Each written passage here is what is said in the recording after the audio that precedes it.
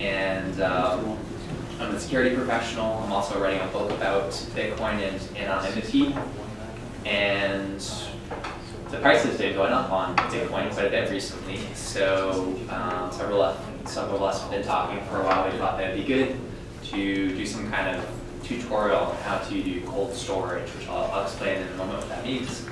And I volunteered. So I'm going to show you today one of the ways that you can achieve cold storage. One of the cool things about Bitcoin, sorry, I forgot to give you a heads up, we're good. So one of the cool things about Bitcoin is that the Bitcoin ecosystem provides lots of ways to do the same thing.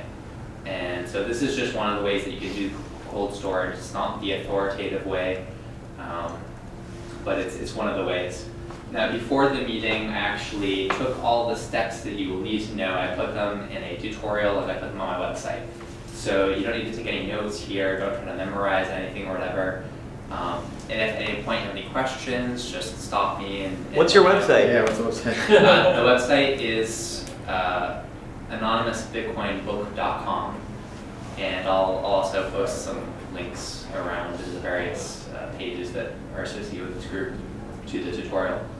So yeah, so you should be able to go home and follow this stuff yourself if you want to. So before we jump into this particular method of cold storage, I just wanted to talk about what cold storage is exactly. So Bitcoin, Bitcoins are, when you have Bitcoins, they're stored in a wallet somewhere, and there are various kinds of software that you can use for that. There are web wallets, like Coinbase sort of has a web wallet, blockchain.info has web wallets, and those are websites where you log in, you give them your username and password, and you log in and you have access to the Bitcoins. There are also clients that you can install on your computer or your phone or things like that.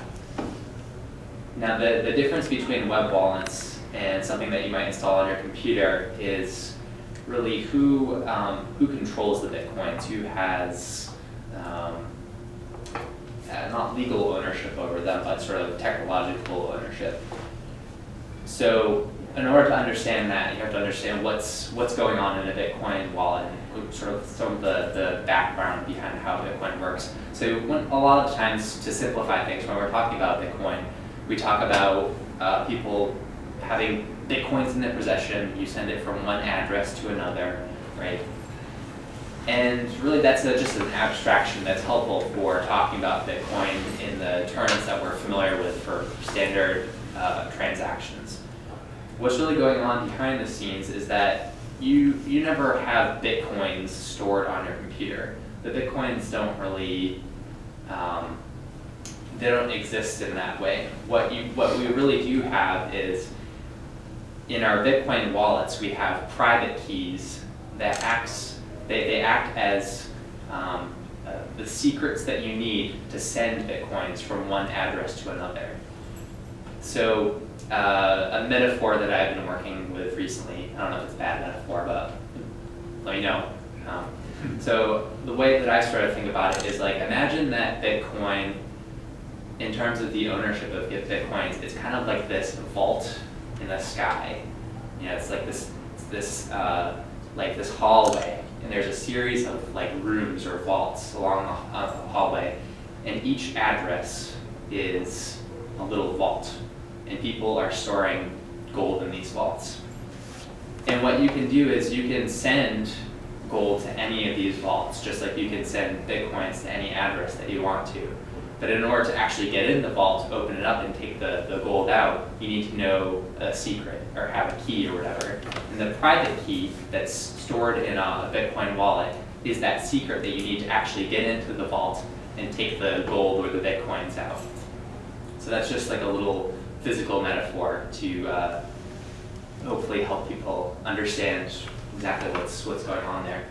So when we're trying to secure our Bitcoins, we're really concerned about who has the private key. And cold storage is about taking that private key and putting it in a space that has not touched the internet. And that's what is meant by cold storage, is the space that hasn't touched the internet. the corollary to that would be hot storage, which is putting it on a spot where it is touching the internet. So if you have a web wallet with blockchain.info or Coinbase or whatever, that would be considered a hot storage for your Bitcoins, because you can, from the internet, log into the Coinbase website and transfer the Bitcoins out. Similarly, if you were going to install a Bitcoin client on your computer that's connected to the internet, it's going to have a little wallet file that's stored on your hard drive, and as long as it's connected to the internet, that's hot storage. And the problem with hot storage is that it's a giant bullseye for malware. You know, all of us probably know what malware is. These sort of virus infections that get on computers, muck stuff up. And malware has been a pain in our asses for a long time, but it's about to become a giant pain in our asses, because now there's a big pile of money sitting on a bunch of people's computers. So like, if they had incentive to get on our computers and mess with stuff before, they have a lot more incentive to do it now. So it's really important that if you have a large sum of Bitcoins, they're put into cold storage so that they're not in a spot that malware can get onto easily. It's sort of segregated from the internet. And so, you know, if you're using especially a Windows computer, but just computers in general, you're going to get infected from time to time with various kinds of malware. And so you really want to keep your Bitcoins away from that stuff. And Bitcoin is like, there's lots of things that are cool about it, and you kind of get to be your own banker in a way, right? But there's responsibility and risk that's associated with being your own banker as well. And if you can imagine, you know, if you put all your money in cash and you can fit it under your mattress, Bitcoin's kind of like that, except you're connecting your mattress to the internet too. So it's potentially an issue. A few ways that you can do cold storage. Probably the most popular way is called a paper wallet. So you'll download some software. You'll run it on a computer that hasn't touched the internet, or you will boot into a new operating system without connecting to the internet. That's what we're going to be doing today. We're going to be doing the paper wallet route. And once you run when you run the software, it will give you a Bitcoin address, and it will take that private key, that's the secret that you need to actually access the Bitcoins, and you can print it out on a piece of paper and put it in a vault or whatever, or you know, make a bunch of copies and put it in bank vaults, whatever you want to do. The problem with paper wallets is the medium of paper, really. Paper is very flammable, gets wet, you know, gets destroyed pretty easily. None of us think that we're going to be involved in a house fire until it actually happens. So for that reason, I'm not really a fan of paper wallets or storing Bitcoins on paper, let's say. Or really, it's storing this key that's important on paper. So what I prefer to do is I like to have it in some kind of medium that's digital, where you can kind of back it up to a bunch of different places. Now, if you want to be able to back up your Bitcoins in a kind of a secure way, if you want to be able to, you know, put it on a USB drive, put it on cloud storage, put it on Dropbox, whatever, then you need to do something so that if someone gets a hold of that file, they can't just, you know, put it on their computer, take your Bitcoins, and you cry about it. You need to do some kind of encryption to actually secure that stuff, so that if someone does acquire that file, it's difficult or impossible for them to actually steal the Bitcoins out of that backed up file. But the advantage of this is that you can back it up all over the place, whereas a piece of paper, it's kind of like, it's difficult to figure out how to secure paper properly, how to back it up in a way that's going to be secure. Paper's not very tamper evident, right? Like, someone looks at a piece of paper, you don't know, there's no indication that someone looked at a piece of paper, right? So,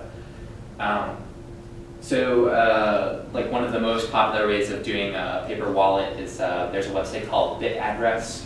What you would do with that is go to their website, you would save the page, and it's got some JavaScript embedded in the page.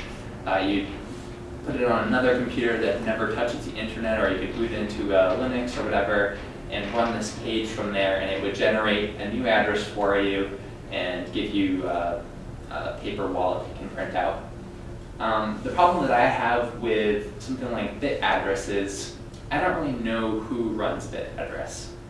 I don't know how competent they are as a programmer, and generating new Bitcoin addresses and all of the cryptographic stuff that's involved is not that simple. And as an example of this, earlier this year there was a significant issue related to Bitcoin addresses that were generated on Android platforms, where there was this subtle problem with some aspect of the cryptographic libraries that they were using, and it turned out that the addresses and the secret information that they were generating from this was actually very predictable. Someone figured it out, and they were able to steal a whole bunch of people's Bitcoins because they could derive or guess that key themselves on their own computer without even having to figure out who owned the addresses or anything like that. So it's a very sensitive process, and personally, I want to limit who I'm trusting to carry out that process properly. So I like to use the BitcoinPHL client. It's the standard official Bitcoin client that's written by the Bitcoin developers, and I think we can reasonably assume that if anyone's going to get it right, that they will be able to. The problem with the BitcoinPHL client is that it's a bit unwieldy. There's some tricky things that you have to figure